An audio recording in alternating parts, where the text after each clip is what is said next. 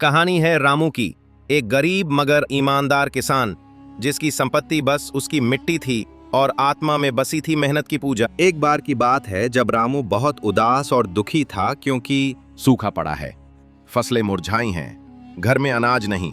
रामू की पत्नी रोटी के लिए चिंता करती है।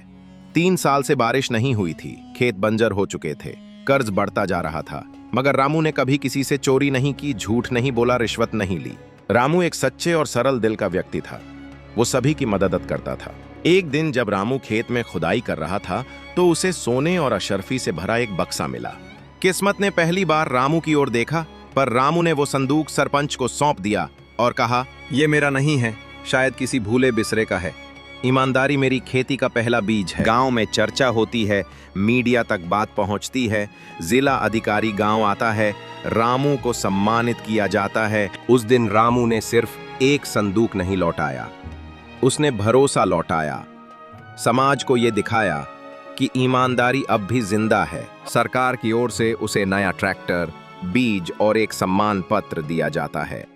तब डीएम सर कहते हैं कि देश को ऐसे ही सच्चे किसानों की जरूरत है। रामू के खेत में फिर हरियाली लौटती है। गांव के युवा भी प्रेरित होकर खेती की ओर लौटते हैं।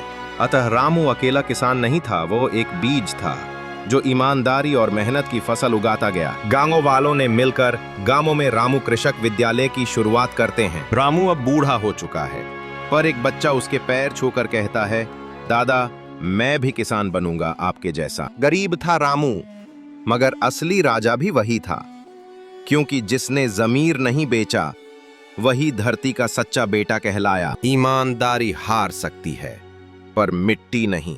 रामू की तरह अगर बीज सही हो तो फसल कभी न कभी लहराएगी।